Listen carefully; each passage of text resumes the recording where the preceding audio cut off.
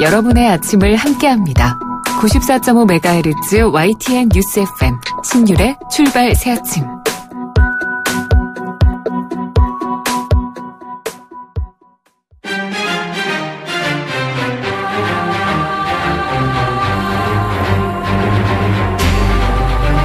매일 아침을 뉴스로 깨웁니다. 신율의 출발 새아침. 북한의 대남 기구죠. 조국평화통일위원회, 우리가 흔히 조평통이라고 불리는 이곳에서 21일 문재인 대통령을 향해 남북관계에 임하는 자세를 바로 가지라, 이렇게 비난하기 시작했습니다. 북한 공식 기구가 문 대통령을 비난한 것은 문재인 정부 출범 뒤 처음인데요. 이는 한미 정상을 앞두고 있는 시점에서, 그리고 원비어가 사망한 이후 미국의 대응이 주목되는 시점에서 북한의 곤혹스러운 처지를 반영하는 것 아닌가, 이런 분석이 가능할 거라고 생각이 듭니다. 이런 상황은 앞으로 북한의 또 다른 도발로 이어지지 않는가 하는 점에서 주목할 수밖에 없는데요. 가뜩이나 무인기 침투를 감행한 북한이어서 이번 북한의 반응 정말 면밀히 분석할 필요가 있다는 생각입니다. 신율의 출발 새 아침, 오늘 순서 시작합니다.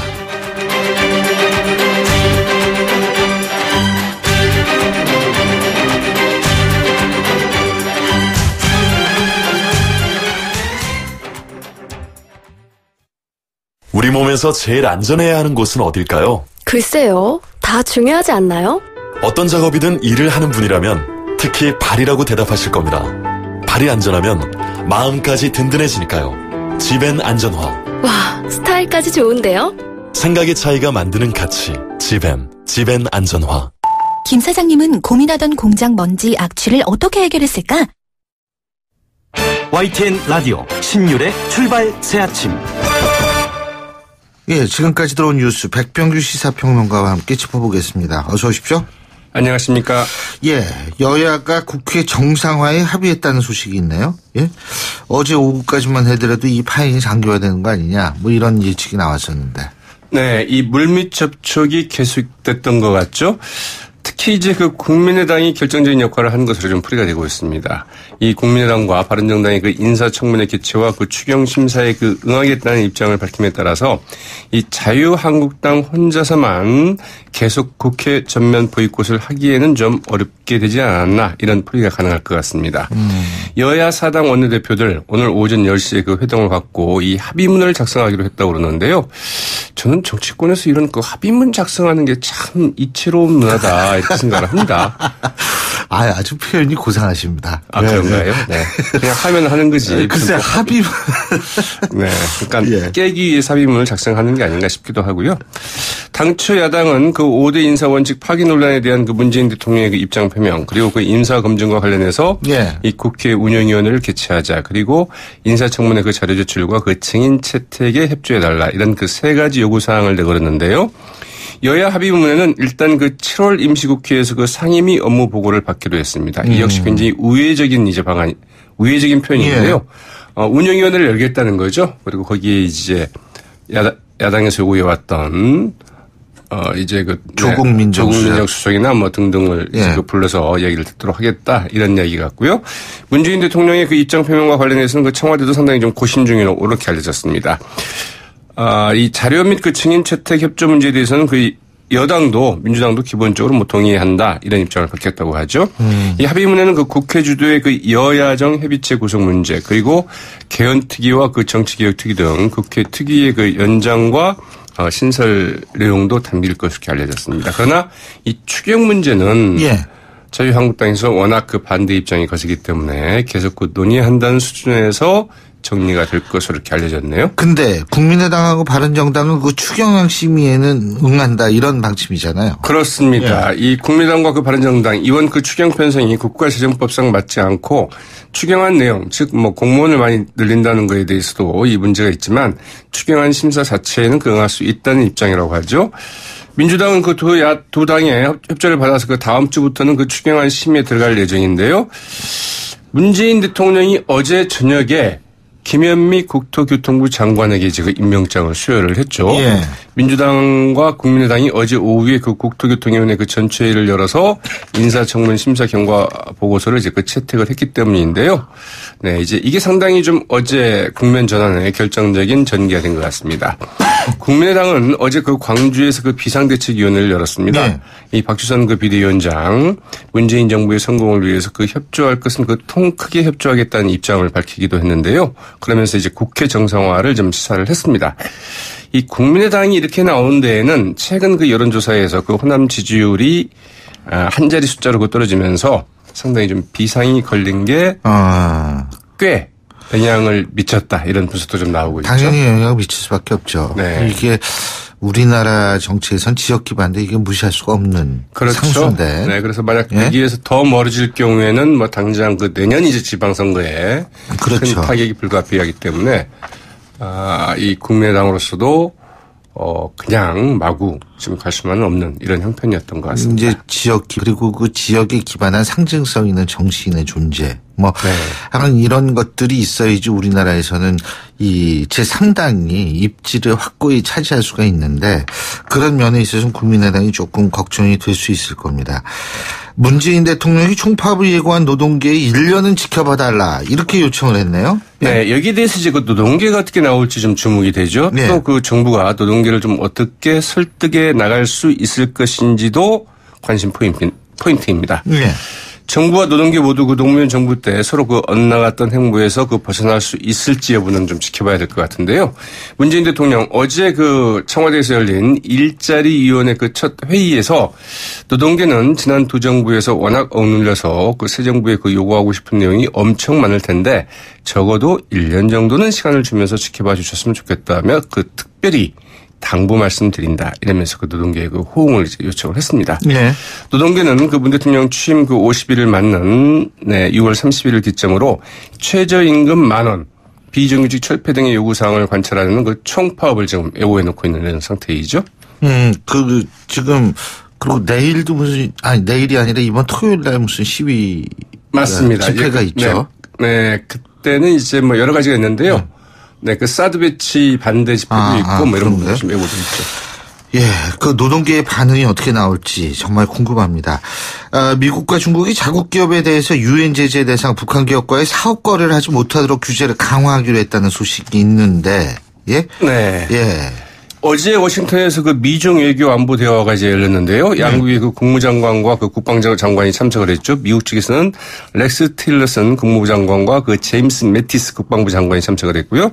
이 중국 측에서는 그 양재츠 그 외교 담당 국무위원 그리고 그 팡펑휘 인민해방군 총참모장이 이제 그 참석을 했습니다. 네. 그래서 이같이 합의를 했다고 그러는데 한반도 비핵화 원칙을 재확인하고 북한의 그 완벽하고 검증 가능하며 되돌릴 수 없는 핵폐기라는 그 명확한 목표 아래 그 공동의 노력을 배가하기로 했다. 그러면서 이제 그 이런 평가들이 나오고 있습니다. 미국이 그 독자 행동에 나서는 것을 일단 보류하면서 그 중국을 통한 북한 압박을 계속하기로 했고 그 압박 수위를 한 단계 더 높이기로 했다는 풀이인데요. 그러나 이제 그 내용을 보면 말씀하신 것처럼 미국과 중국이 그 자국 기업에 대해서 그 유엔 제재 대상 그 북한 기업과의 그 사업 거래를 하지 못하도록 규제를 강화하고 특히 이제 그 중국이 이에 대한 그 단속을 더 높이겠다 이런 이야기인데. 예. 사실은 이제 그 기존의 대책의 그 되풀이라는 점에서 미국과 중국 사실은 별다른 대책 없이 서로 그 체면치레하는 선에서 북한 문제 일단 넘기기로 한 게 아니냐 이런 풀이도 좀 나오고 있습니다. 그렇군요. 이게 그러니까 실효성 있는 제재라는 차원에서 과연 어느 정도 되느냐 이런 부분에 이런 부분을 주목해야 되는데 이제 그런 부분에 있어서 사실 이게 체면치레하는 선에서 넘어간 거 아니냐 이런 얘기라는 거죠. 네, 맞습니다. 예. 자, 어제 한일 외교부 장관 간의 첫 통화가 있었는데 역시 위안부 합의 문제가 쟁점이 됐네요. 네, 일본 측이 먼저 통화를 하자 이렇게 요청을 했다고 그러죠. 네. 그래서 이제 여기에 대해서 강경화 외교부 장관 이 기시다 후미오 일본 그 외무상에게 위안부 합의는 우리 국민 대다수와 그 피해자들이 그 받아들이지 못하는 것이 현실인 만큼 이런 점을 직시하면서 그 양측이 공동으로 노력하여서 그 지혜롭게 해결해 나가야 된다. 이런 입장을 밝혔다고 하죠. 네. 강경화 그 외교부 장관이 그 후보자 시절부터 이제 밝혔던 입장을 그 되풀이한 셈인데요. 이 기시다 일본 외무상이 위안부 합의의 그 착실한 이행이 필요하다. 그러면서 위안부 합의 그 지역상 불가 입장을 이제 전하자 이렇게 응답을 했다고 합니다. 예, 잘 알겠습니다. 오늘 말씀 여기까지 듣겠습니다. 고맙습니다. 네, 고맙습니다. 예, 지금까지 백병규 시사평론가였습니다.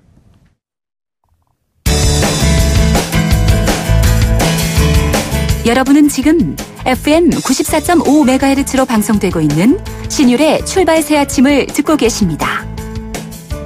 의견 주실 분은 짧은 문자 50원, 긴 문자 100원의 이용료가 드는 휴대전화 문자메시지 우물정 0945번으로 의견 남기실 수 있습니다.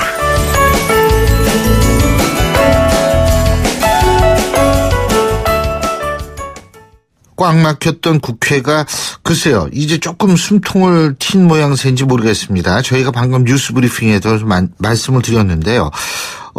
여야 사당 원내대표가 만나서 뭐 인사청문회 등 현안에 대한 일정의 합의를 이뤄냈고요. 오늘 다시 만나서 합의문 채택을 시도한다 이런 얘기인데요. 근데 이 추경이 여야 합의 내용에서 지금 빠진 상태라고 합니다. 추경을 놓고 또다시 국회가 파행을 경험할 가능성도 배제할 수가 없는데요. 국회 예결위 여당 간사를 맡고 계시죠. 더불어민주당 윤우덕 의원 전화 연결해서 입장 들어보겠습니다. 윤 의원님 안녕하십니까? 예, 안녕하세요. 예, 반갑습니다. 예. 아니 근데 네. 우리나라 국회는 파행했다가 뭐 하면 꼭 합의문도 작성하고 그래요. 아주 재밌어요. 예? 이제 각 당에 돌아가셔서 예. 원내대표들께서 회동을 하시고 각 당에 이제 돌아가서 의원총회 같은 것을 하잖아요. 예. 그때 합의한 게 번복되는 경우가 여러 번 있어요. 아, 그래가지고 아예 못을 박는 그래서 이제 합의문을 아예 쓰면은 또 합의문까지 써가지고 왔는데 뭐 크게 뭐 입장 차이가 없는 경우는 합의문까지 썼는데 의원총회에서 그럼 원내대표가 한 합의문을 추인하자 이런 그 여론 당내에서도 여론을 형성하는데 참 좋습니다. 합의문 쓰는 게. 그렇군요. 아 재밌어요. 예. 근데 어떻게 뭐 하여간 인사청문회, 정부조직법 논의, 운영위 개최 이거는 이제 합의가 된 거죠. 예? 예, 그건 다 된 걸로 알고 있습니다. 예. 근데 이제 인사 논란에 대한 대통령의 입장 표면 이것도 이제 지금 남아있는데 이 부분은 어떻게 될 거라고 보십니까? 대통령님의 입장 표명은 뭐 제가 뭐 어떤 판단이나 이 내용을 말씀드릴 수 있는 위치에 있지 않습니다. 예. 그렇죠. 그 부분은 죄송합니다. 근데 뭐 입장 표면 인사 논란에 대한 입장 표면 청와대도 상당히 고심 중에 있다. 뭐 지금 이런 얘기가 나오고 있기 때문에 뉴스에는 그렇게 나옵니다. 예. 이 부분에 대해서는 저희가 좀 더 지켜봐야 될 것 같고요. 예, 자, 예. 추경 속 빠졌어요. 어제 합의 사항 중에서. 이 추경에 대해서는 야3당의 정책위 의장님들이 이 추경 심사에 착수하지 않겠다라는 합의를 하셔서 발표하신 적이 있습니다. 예. 그래서 이게 원내대표들 간의 합의에 의해서 풀어낼 수 있는데도 또 정책위 의장님들이 또 회동에서 풀어내야 할 부분이 좀 있어요. 그래서 아마 원내대표들 간의 회동에서도 이 문제가 이제 정책위 의장 영역의 부분도 있기 때문에 그 부분을 좀 존중하느라고 합의문에서 빠진 게 아닌가 저는 그렇게 생각을 합니다. 예, 그렇군요. 그러니까 간단히 얘기해서 이게 지금 정책위 의장의 입장들을 좀 반영한다는 점에서 빠졌지 요거는 추경 심사라든지 이거는 좀 이루어질 가능성은 있다 이렇게 보고 계시는 거 같네요. 아니 저는 있다고 봅니다. 예. 그것도 당연히 해야죠. 예. 물론 이제 야3당이 각 당의 입장이 조금씩 차이가 있죠. 예. 보도된 바에 따르면은 그 국민의당의 김동철 원내대표께서는 추경심의에 착수하겠다 이런 말씀을 하신 거잖아요. 예. 그리고 좀 빨리 판단해 주시면 좋은데 뭐 다음 주에는 추경심사에 착수하겠다 이런 말씀을 하신 거죠. 그래서 그 원내대표들 간의 합의에는 들어가 있지 않지만 오늘부터 또 정책위장님들이 또 모이시고 또 각기 물꼬를 틀려는 노력을 계속 하고 있죠. 그리고 또 해내야 되고요. 그래서 저는 추경심사가 곧 착수되리라고 그렇게 기대하고 있습니다. 근데 이 추경에 대해서 자유한국당의 태도가 아주 강경하지 않습니까? 강경한 건 사실입니다. 그렇지만 계속 대화하고 또 접점을 찾아내야죠. 근데 만일 끝까지 자유한국당에 반대할 경우에는 자유한국당은 제외하고서라도 추경심사는 시작해야 된다고 보십니까? 끝까지 협의해내야죠. 협의가 만일 안 되면요. 뭐 그건 이제 그 시점쯤에서 정치적인 판단을 해야겠지만 예결위 간사, 여당 간사 입장에서는 이 추경에 대해서 뭐 반대하더라도 회의 열고 심의하면서 반대하는 논리를 전개하고 또 정부의 의견도 듣고 또 여론도 듣고 그렇게 해서 협의해낼 수 있는 것이라고 저는 생각합니다. 예. 그래서 반대 좋아요. 반대할 수 있죠. 예. 하지만 회의를 열어놓고 회의장 안에서 국회 안에서 논의하고 위원회 안에서 논의하면 뭐 얼마든지 협의점에 이를 수 있다고 봅니다. 그러면은 어쨌든 자유한국당이 찬성할 때까지 추경안 문제는 이 추경안 심사 같은 거는 기다린다 이렇게 이해해도 되겠습니까? 기다려야죠. 또 협의하고. 아. 지금은 이제 심사할 수 있는 회의 일정 자체를 못 잡고 있는 거잖아요. 네. 근데 이 일정을 잡으려면 각 상임위에서 예. 13개 상임위에 해당합니다. 이번 추경은. 예. 그래서 13개 상임위에서 심사를 해서 그것이 각 상임위에서 추경안이 의결돼서 국회의장께 올라가고 그게 그 안이 우리 예결위에 또 다 들어와야 돼요. 예. 그게 일정 시간이 필요한 거죠. 3일이나 5일 정도가 또 그 각 상임위에서 필요합니다. 그래서 빨리 의사결정을 좀 해주셔야 되는데 좀 국민들 뵙기에 송구스럽습니다. 만일 말이에요. 지금 예. 뭐 그런 과정을 설명해 주셨는데 이게 진짜 막 힘들어지면 예결위원장이 추경안 직권상정할 수도 있는 거죠? 직권상정 저희는 뭐 그런 말 한 적이 없고. 물론 제가 여쭤보는 아마 거죠. 우리 당의 원내대표께서 그런 말씀을 좀 하신 것 같은데 직권상정하고 그럴 생각도 없고 그렇게 해서는 안 됩니다. 어떻게든 협의하고 대화하고 그래서 합의해서 의사일정도 잡고 그렇게 해야죠. 기다릴 때까지는 기다려보겠다 이 말씀이신데요. 그죠? 예. 이제 대화할 수 있는 시간 아직 남아있다고 봅니다. 아직 남아있다. 추경 6월 임시국회에서 처리될 수 있다고 보십니까? 6월 임시국회는 어렵죠. 어려운데 6월 말일까지는 해낼 수 있습니다. 왜 그렇게 생각하시죠? 이번 6월 임시국회는 27일까지입니다. 예. 근데 다음 7월 임시국회를 소집하기로 원내대표들 간에 이제 합의를 한 거 아닙니까, 어제? 예. 그럼 27일 이후에 6월 달이 28, 29, 30, 3일이 더 있어요. 예. 그래서 뭐 오늘 좀 이 물꼬를 좀 풀어주고 각 상임위에서 오늘부터 추경심의에 착수하면은 다음 주 화요일 정도에는 우리 위원회에 올 수가 있습니다. 예결위원회. 예. 그럼 말일날은 추경을 의결할 수가 있어요. 그래서 6월 국회는 어렵다고 하더라도 6월 말일까지는 해낼 수 있습니다. 근데 지금 자유한국당이 이렇게 반대하는 이유는 뭐라고 보세요? 그 추경안 자체로만 보면은 이견도 있고 수정할 부분도 있다고 봅니다. 그거는 회의를 열어서 논의를 하면 되죠. 그런데 이게 인사청문 과정에 여러 문제들이 추경심사하고 연결돼 있는 거 아닙니까, 사실은? 그래서 이게 정치적으로 좀 얽혀 있는 거죠. 그거를 풀어낸 게 어제 원내대표 회동이었는데 이 추경에 대해서는 한 번 더 회동을 하셨으면 좋겠어요, 저로서는. 예. 지금 수정할 부분도 있다. 어떤 부분이 있다고 보십니까? 정부가 추경 예산안을 국회에 제출한 거 아닙니까? 예. 국회는 심의하고 수정하고 의결할 수 있는 권한을 가지고 있는 헌법기관이죠. 예. 그래서 당연히 이건 수정해야 하는 겁니다. 그 줄일 때는 줄이고 또 늘릴 수 있는 민생 사안이 있으면 또 이번 기회에 야당 의견 존중해서 또 넣을 수 있죠. 넣어야 하고요. 공무원 그 증원 부분 이런 부분이 야당들이 지금 문제 삼는 거 아니에요?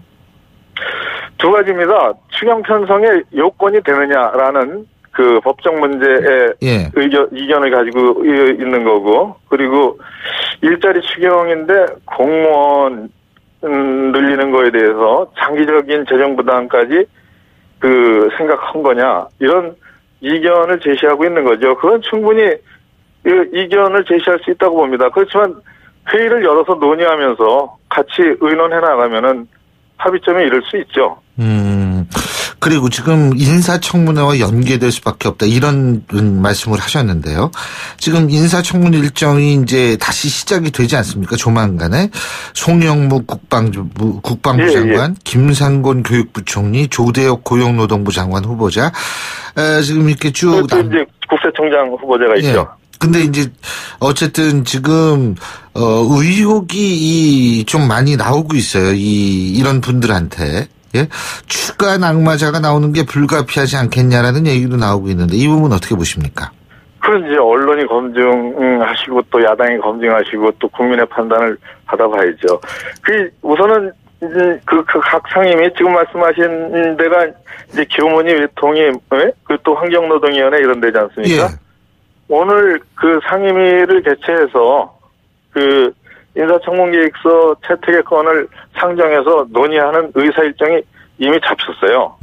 정상화되고 있는 거죠. 예. 그래서 이제 증인을 부르려면 일주일 전에 통보를 해야 됩니다. 예.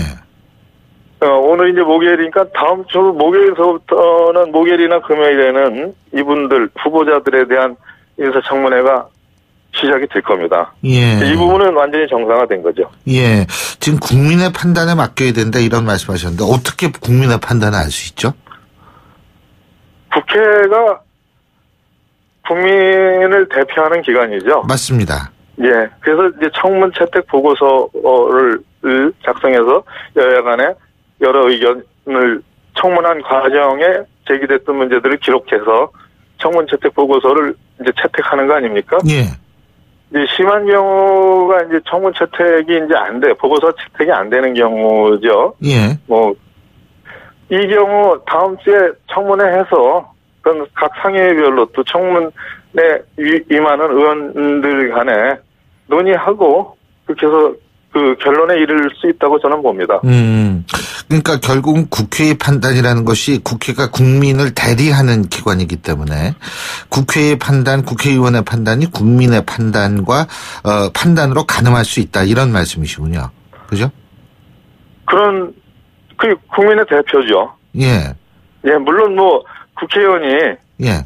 정당 소속 국회의원이기 때문에 정파적이거나 정당의 안목에서 아주 크게 벗어나지는 못하지만 그렇다 하더라도 정당을 넘어서는 이제 국민의 대표죠. 네. 그러니까 그 의견이나 그런 판단들은 존중받아야 된다고 저는 생각을 합니다. 예, 잘 알겠습니다. 어쨌든 이 추경, 예? 예결위 간사를 맡으셔가지고 더 힘드실 것 같은데 저희가 한번 쭉 지켜보겠습니다. 예. 이 여서야대 국회고 다당제 아닙니까? 예. 그래서 이 여당의 역할이 예. 사실은 그 다수 야당을 여보세요? 예. 예, 다수 야당을 잘 설득하고 아하. 또 대화하고 그런 역할을 해야 하는 데가 여당입니다, 사실은. 예. 그래서 힘들 때는 많이 힘듭니다. 그렇죠. 설득이라는 게, 생각이 다른 여러 사람들이 만나가지고 몇 시간 만난다고 결론이 나오면 그건 이견이 아니죠, 사실. 그죠? 그러니까 네, 시간을 좀 더 많이 갖고, 또 계속 얘기하고 이런 자세가 그래서 더욱더 필요한 것 같습니다. 오늘 말씀 잘 들었습니다. 고맙습니다. 네, 감사합니다. 예, 지금까지 더불어민주당 윤후덕 의원이었고요. 신율의 출발 새 아침 1부 순서 여기서 줄입니다. 잠시 뒤 2부에서 뵙겠습니다. 소통의 아침을 여는 공정한 목소리 신율의 출발 새아침. 신율의 출발 새아침 2부 순서 먼저 광고부터 듣겠습니다. 예, 오늘 목요일 아침이죠. 요새 제가 이 요일을 얘기할 때 자신감이 점점 없어집니다. 헷갈려가지고요. 예, 7시 40분 55초 지나고 있는데 목요일 아침 교통 상황 알아보겠습니다. 박화영 캐스터. 네, 신율의 출발 새 아침 교통정보입니다. 한 주가 어떻게 지나가는지 모르겠습니다. 곳곳으로 바쁜 차량들 발길이 옮겨져 가는데요. 먼저 송파대로는 잠실역에서 석촌역을 지나 송파역에서 가락시장역, 문정역에서 장지역 쪽으로 양방향 차가 많아서 전체적으로 약간씩 지체가 되고 있습니다. 양재대로는 수서 가는 길 주안교에서 트럭터미널 앞 삼거리까지 밀리고 있고요. 과천 방향으로는 수서 나들목에서 삼성의료원까지 정체가 되고 있습니다. 서부간선도로 타고 외곽 가는 길 전 구간 막히고 있고요. 교차하는 국회대로 역시 국회 가는 길 전 구간 막히고 있습니다. 끝으로 강변북로 일산에서 구리 쪽으로 가양대교에서 한강대교까지 밀려가고 있습니다. 신일의 출발새 아침 교통정보였습니다. YTN 라디오 신율의 출발 새아침. 독도는 일본 고유의 영토다. 한국이 불법 점거하고 있다. 2020년부터 일본의 초중학교에 도입될 학습 지도 요령 해설서에 담긴 내용이라고 합니다. 우리나라가 불법 점거하고 있어서 일본 정부에서 계속 항의를 하고 있다는 설명도 들어있다고 하는데요. 자, 자꾸 반복되는 일본 교과서 왜곡 문제, 도대체 왜 이러는 건지, 우려는 없는지, 일본 현지에서는 이 문제 어떻게 보고 있는지 얘기 들어보겠습니다. 통일일보의 홍형 논설주간 전화 연결하겠습니다. 안녕하십니까? 예, 안녕하십니까? 예. 자, 이 간단히 얘기해서 우리나라가 독도를 불법 점거하고 있다. 이거죠. 예? 근데 그렇습니다. 이게 지금 학습 지도 요령 해설서 여기에 담겼다고 그러는데 이게 교과서하고 어떤 이 관계가 있는 이 책입니까? 예, 학습 지도 요령이라는 것이요. 네. 이제 교과서가 일본은 검정 제도인데, 예, 검정 그 교과서를 만들기 위한 그 지침서입니다. 그래서 교과서 제작 업체가 이제 요것에 의해서 편집을 하고 만들어야 되고, 또 하나는 이제 예. 동시에 교사들이 이 수업을 지도하는 지침이 됩니다. 수업을 지도하는 지침. 그러니까 결국은 교과서를 만드는 기준. 예? 방향성, 이런 게 이제 다 여기 담겨 있고, 그래서 나온 그렇습니다. 교과서에 또 이 교과서를 가지고 교사들이 가르칠 때 지침서가 된다, 이 말씀이시네요. 그렇습니다. 네. 그렇군요. 지금 그렇다면은, 그런 차원에서 본다면, 지금 현재 초중학생들이 배우는 교과서에는 우리나라가 독도를 불법 점거하고 있다, 이런 내용은 담기지 않고 있는 건가요? 아니, 이게 실은요. 네. 이게 2015년부터 벌써 2년 전에 교과서에 이게 다 반영이 돼 있습니다. 예. 이 내용들이요. 근데 이제 새로 왜 이제 지도 요령 해설서가 나오냐면은 검정 주기가 대개 4년입니다. 그러니까 4년마다 이제 검정 기준 네, 새로운 학습 지도 요령을 개정을 하거든요. 보완할 걸 보완하고. 예. 그러니까 이번에 이제 유치원은 벌써 이미 다 반영이 됐고요. 유치원 과정은 초등학교, 우리는 말하면 초등학교죠. 예. 초등학교가 2018년 내년부터 이제 이행기에 들어가면 2020년부터 사용할 교과서를 만드는. 그러니까 실제로 배우는 것은 2020년에부터 배우는 교과서를 만드는 그 지침 해설서입니다. 그렇군요. 자, 근데 말이에요. 지금 이런 독도가 일본 땅이다, 이런 내용들, 이런 황당한 내용들이 지금 의도하는 바는 뭐라고 보십니까? 이런 것들을 교과서에 실는 거에 의도가 있을 거 아닙니까? 그죠? 예, 이거는 잘 아시는 대로 저희가 이제 1965년에 국교 정상화 때 이걸 완전히 매듭을 못 지었기 때문에 불씨가 남아 있었는데, 근데 이분들이 직접적으로 말은 하지는 않지만은 이제 저희 육공화국 들어서 한국하고 일본이 부딪히는 게 많지 않습니까? 과거사 문제 이런 거로 많으니까. 그것 때문에 이것이 점점 더 불씨가 커지고 아니면은 잠복해 있던 게 겉으로 드러나는 그런 양상이라고 말할 수가 있겠습니다. 그러니까 근데 이게 지금 우리가 초중학교 교과서만 얘기를 했는데 그럼 고등학교 교과서는 여기 빠져 있단 말이죠? 그죠? 아닙니다. 고등학교 교과서도 이게 2015년 교과서 2015년에 검정돼서 이미 사용되는 교과서에 지리는 물론이고 모든 교과서에 이 영토 문제가 다 들어가 있습니다. 근데 이번에 이거 빠진 것은 고등학교용 학습 지도 요령 해설서는 초등학교 중학교용은 실은 작년에 개정을 해서 금년에 작년 개정된 이 지침을 가지고 주지를 시켜서 대개 한 2, 3년의 이행 과정을 가지고 이제 2020년부터 또는 중학교는 2021년부터 쓰는 교과서를 만든다는 거고요. 예. 고등학교용은 이제 검정 기준을 이 지도 요령을 금년에 만들어서 내년에 주지시키고 그다음에 한 2, 3년 이행 기간을 가졌다가 고등학교는 이 새로 만드는 교과서가 반영되는 것이 2022년이라는 5년 후라는 뜻입니다. 그러니까 현재 교과서에도 이미 다 들어 있습니다. 그렇군요. 자, 이게 지금 중요한 게요. 교육이라는 게 상당히 중요한 거 아니겠어요? 그리고 예. 효과가 상당히 오래 간다라는 그런 차원인데 지금 일본의 성인들 같은 경우에는 과거에 이런 내용의 교과서로 공부하진 않았죠. 그렇죠. 그렇죠. 예전에 이 내용이 없었습니다. 그렇죠. 자, 그렇다면 그런 내용이 없는 상태로 그 초중고등학교로 보낸 일본의 성인들 같은 경우에는 지금 이런 현상을 어떻게 받아들이고 있는지 이 부분도 중요할 것 같거든요. 예, 근데 저희가 보기에는 예. 일본이 이제 그 러시아하고 중국하고 영토 문제가 그 수권인 영토 문제가 깊이 걸려 있으니까. 좌우좌우 그 부분이죠. 예, 북방 영토니 생각군이 이게 걸려 있으니까 한국에 대해서 처음에 시작은 그렇습니다. 한국에 대해서도 말을 안 할 수는 없지 않느냐라는 것 때문에 이제 세 개가 같이 걸렸다가 이게 일단 시작되고 보니까 컨트롤이 잘 안 되고 점점 커지는 그런 그 측면이 큽니다. 사실은요. 그러니까 저희가 이것을 이렇게 어떻게 분리시켜서 관리하느냐 하는 좀 지혜를 발휘해야 될 것 같습니다. 예.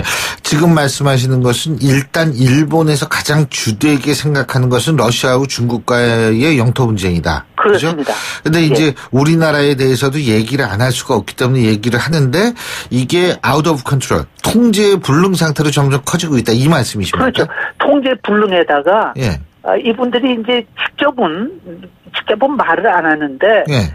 솔직히 이것은 그 위안부 문제하고 동면에 앞뒤처럼 걸려 있거든요. 그러니까 한국에서 뭔가 가지고 이제 뭐 이번에도 또 새 정부가 그 위안부 문제에 대해서 외교 관계에서 쓰지 않는 비가역적인 해결을 했다고 한 걸 또 문제를 드니까 그 불쾌감이나 피로감이 거꾸로 이런 대로 반영되고 나오는 거 그런 측면이 있습니다.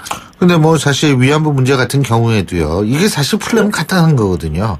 네. 독일처럼 일본이 자신의 과거에 대해서 인정하고 그 인정한 상태에서 사과하면 끝나는 거거든요. 근데 그걸 안 하고 있는 거 아니에요, 지금. 그죠?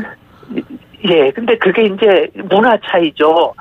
일본 그쵸? 사람들은 예. 자기들은 이제 육공화국의 문재인 대통령이 7번째 대통령인데 네. 7명의 대통령한테 다 사과했대요. 그러니까 6명. 근데 왜 우리 기억이 없나? 사과를 했다는 거죠. 신기하네요. 예?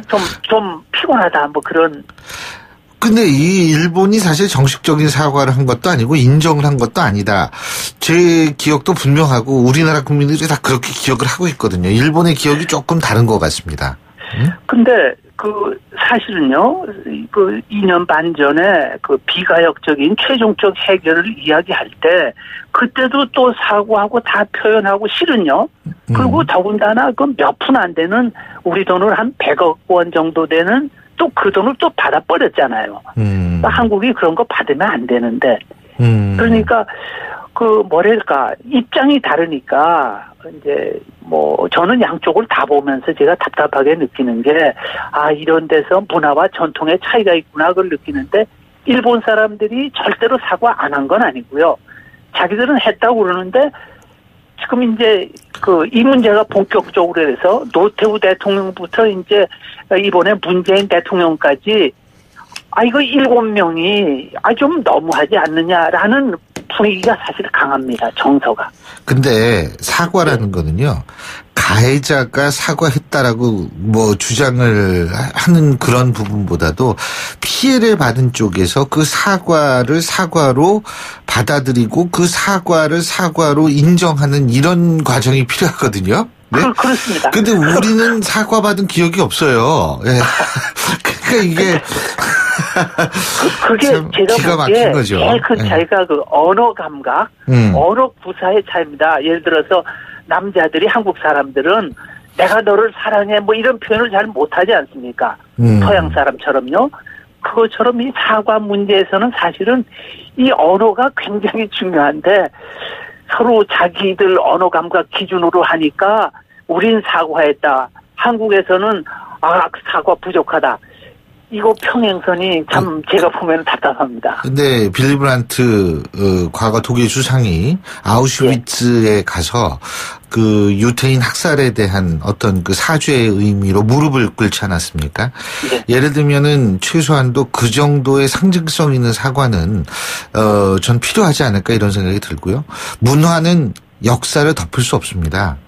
그렇기 때문에 문화적 차이라는 것이 물론 뭐 한일 간에 존재할 수는 있겠습니다만 실제로 피해자의 입장에서 피해자 위주로 사과하는 것이 상식이 아닌가 이런 생각이 사실 드는 것도 사실이거든요. 말씀하신 대로입니다. 그래서 이제 제일 한국하고 일본이 다른 게 일본은 그 기독교적 민주주의 그 전통이 없기 때문에 지금 말씀하신 바로 그 부분이 저희가 제일 아쉽게 생각하는 거고, 그 사실 저희가 통일일보가 그 점에서 이걸 어떻게 설명을 하고 설득을 하고 해야 되느냐, 그거에 맨날 저희도 고민을 하고 있습니다. 자, 근데 어쨌든 이 위안부 제압상 그렇다면은 일본은 이 부분에 대해서 상당히 좀 어렵게 생각하는 것 같다 이런 생각이 들지만 하지만 역사라는 거 없어지지 않으니까 제가 볼 때는 이 부분 우리가 끝까지 제가 볼 때는 확실히 일본의 인정과 사과를 좀 받아내야 되는 것 아닌가 이런 생각도 듭니다. 자, 오늘 말씀 여기까지 듣겠습니다. 고맙습니다. 예, 감사합니다. 예, 지금까지 통일일보의 홍형 논설주간이었습니다. 신율의 출발새 아침 2부 순서 여기서 줄입니다. 잠시 뒤 8시 10분 3부에서 뵙겠습니다.